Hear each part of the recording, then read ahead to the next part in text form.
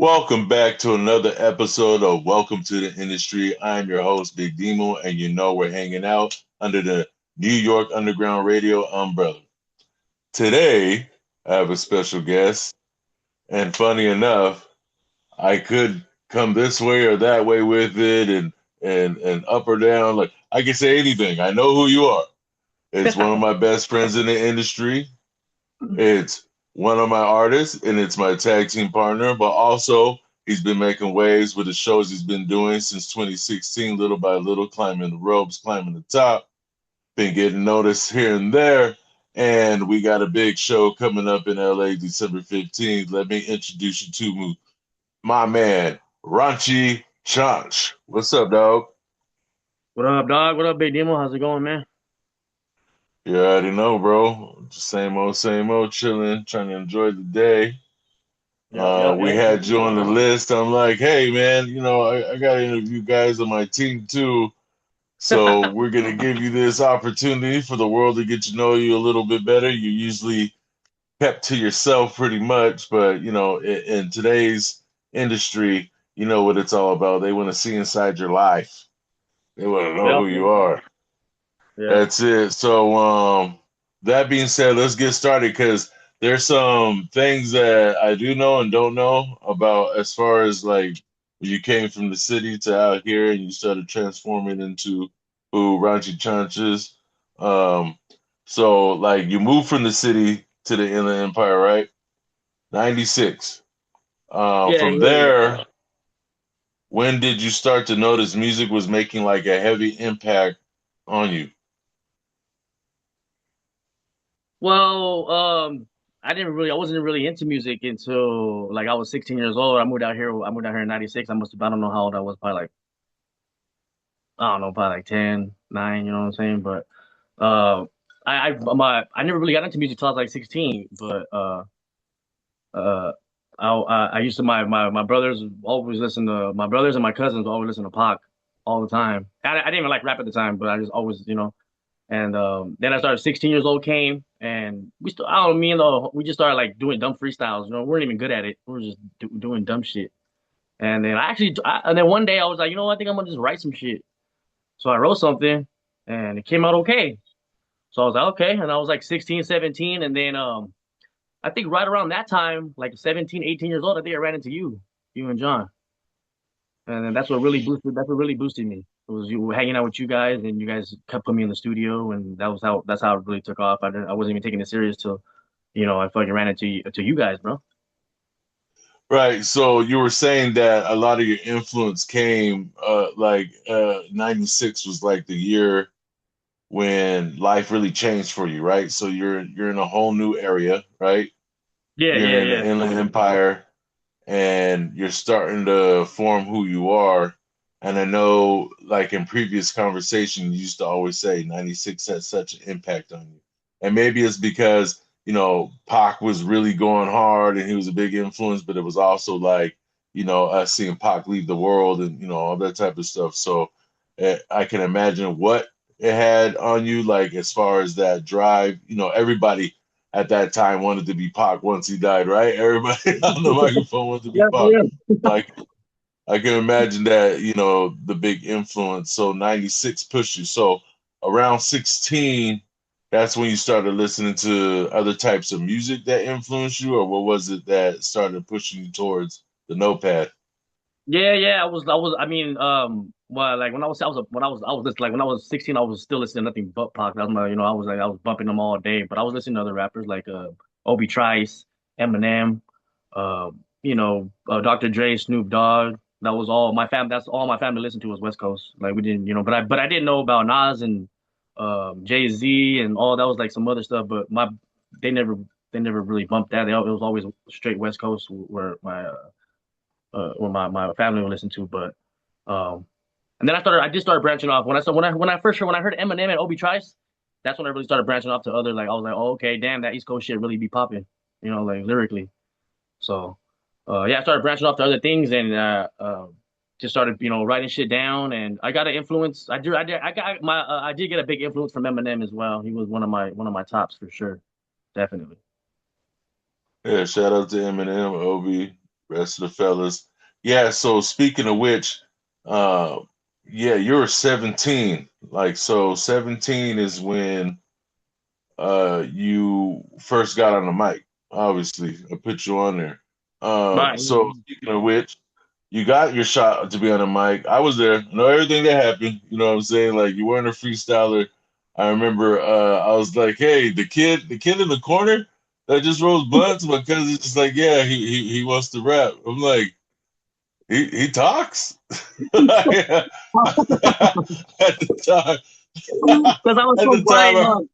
yeah, you just always like roll blunts, like you didn't do anything else. You just broke Yeah, that bro, weed. I need that day talk, bro.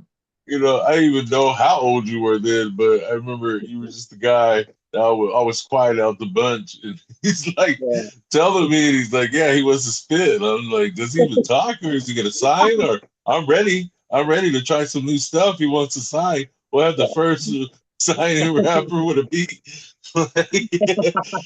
I'll do it. Let's do it. But so what I don't know about that situation is, like what was going on in your head once you realized, like, after you spit, and I was like, all right, that's tight. That was the thing that you had wrote, you had memorized, and you had spit it. And I remember I was sitting there, I was like, okay, I didn't know he could spit like this. Uh, what was going on in your head when you finally realized you were going to get your chance to record? You're 17, right? And all of us are older.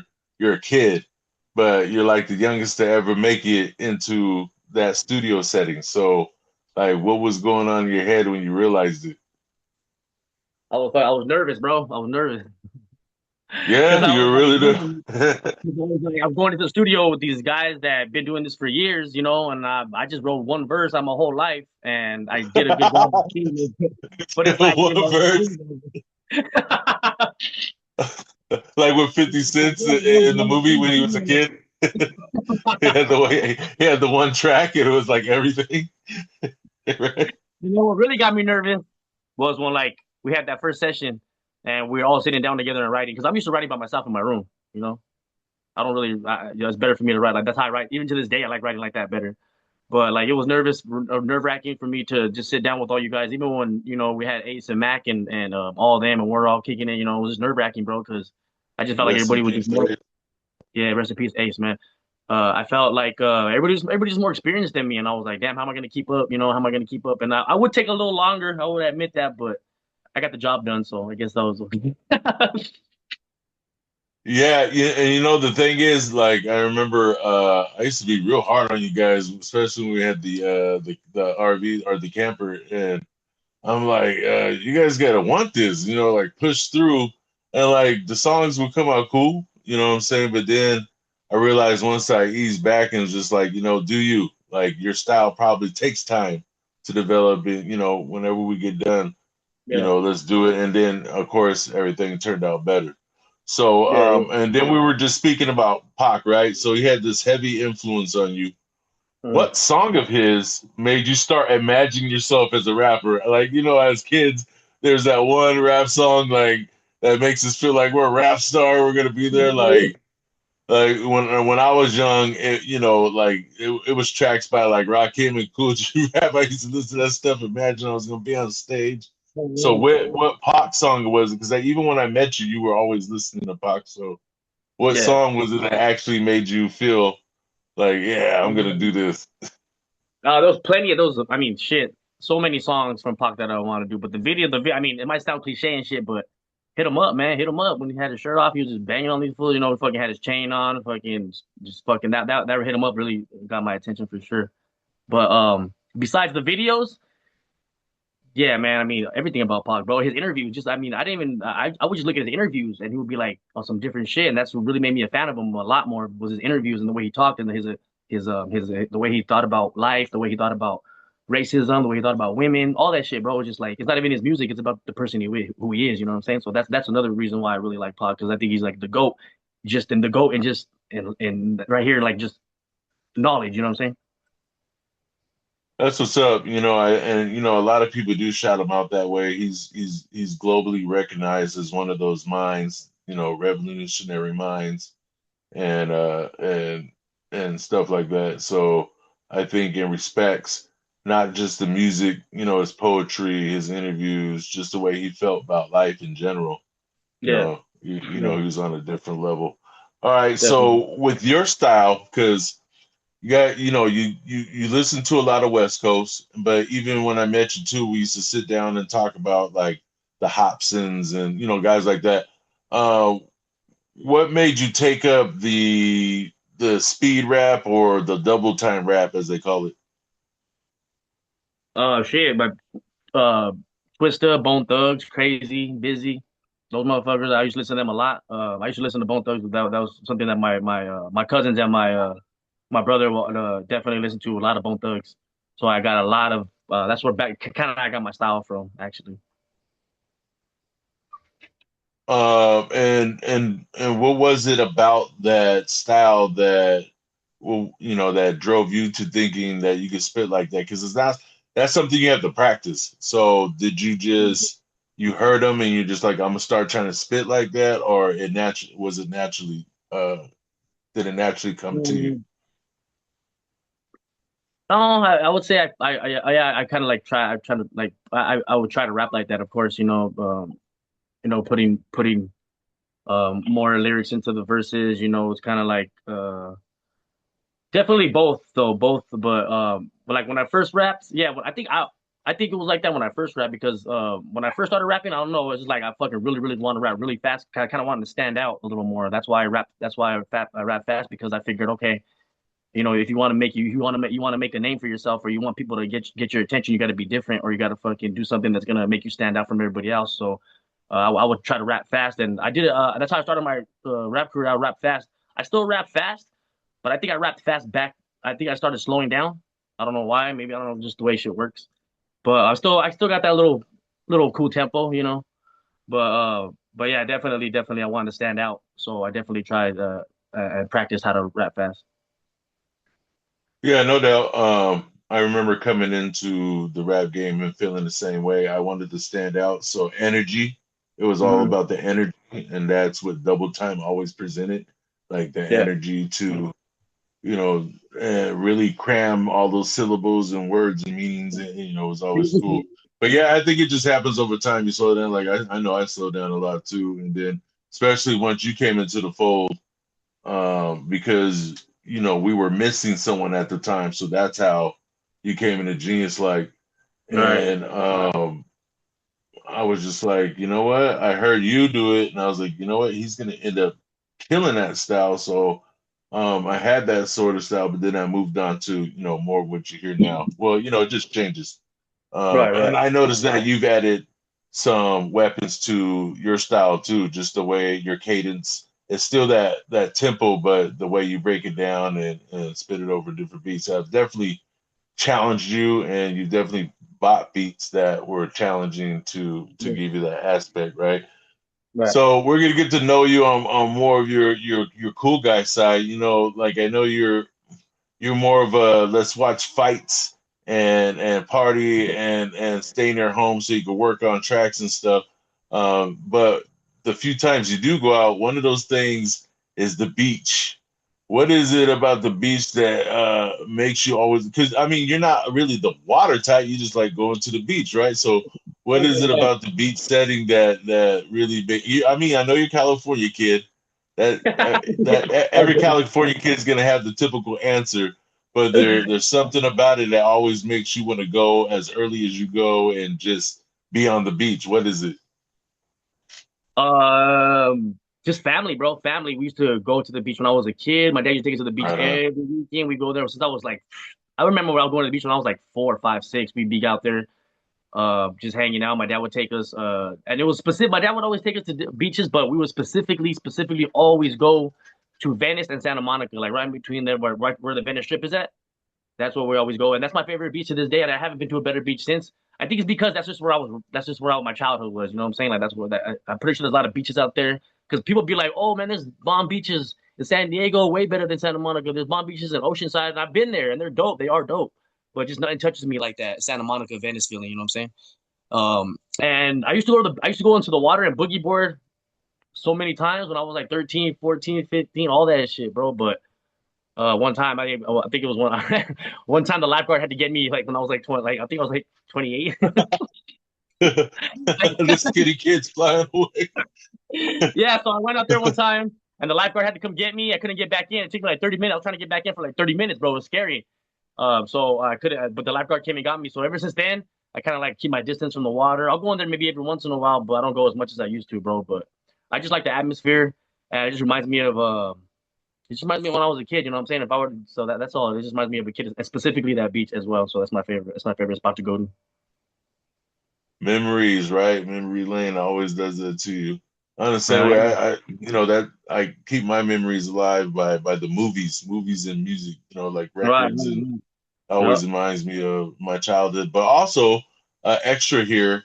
Well, you used to live in Mexico too, and you've been on those beaches. Those are pretty nice beaches too. Which ones do you prefer? You prefer the Mexico beaches or Venice and Santa Monica?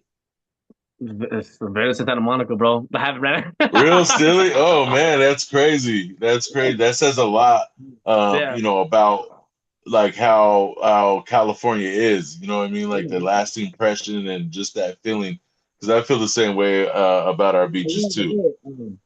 I will say something about the Mexico beaches. They did have a fucking when we went to the Mexico beach, they had a fucking lion in a cage, bro, like a fucking zoo, bro. I never seen that before. It was a sick. It was a real lion, like right there in the cage, bro. Like they were like it was. I don't know On if the they're like beach? on the beach, a fucking lion. That's They had him like, wild. I don't know if they were doing some show or whatever it was, but there's a real life lion right there on the beach, and I was like, that was pretty interesting, bro. I never seen that before. What if he would have broke out? I What? know. Like, yo, what if I'm he would have broke out? like, Insane. Why? yeah, Why? bro, it's crazy. It's crazy. Like that scene in Donnie Brasco, he just bought him a lion for a gift. Like, here, what am I, hey, we're in Miami. What do I need a lion for? Like, oh shoot, that's crazy. All right. So you also have this solo career that's building up, right? You did a lot of group stuff. Um, and the solo stuff is really good, and you got quite a few videos now, with more coming. What do you prefer? Do you prefer doing the group recording or the solo recording? Um, I like group recording because it's easy. But I like solo. I do. I mean, I like both. I do like both. I like honestly like both, man. Like I said, I like getting with the group every once in a while and just getting the vibe going and doing the song together. I think that's dope, you know. And I know I'll be doing my solo stuff, but and I know I probably said things like, "Oh, I don't want to do group no more," but I don't know. I would love to do group stuff. You know, I like doing group stuff. I would always be willing to do group stuff with you guys, man. I never against that, bro, because it's fun. The environment's good. The vibe is cool. Every time we write together, we have fun. You know what I'm saying? And like I said, it's easy. All I gotta do is write one verse. When I do my solo shit, I gotta write the hook, two verses. It's crazy, you know. But so yeah, definitely both. Definitely both.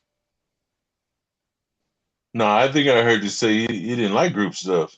Yeah. Hello, Pam. Yeah. Make sure we kick Steven Saucedo out the group, off the label. Yeah, that's the one we call Chunch. You like solo? Let's make a wish come true. Yeah, so,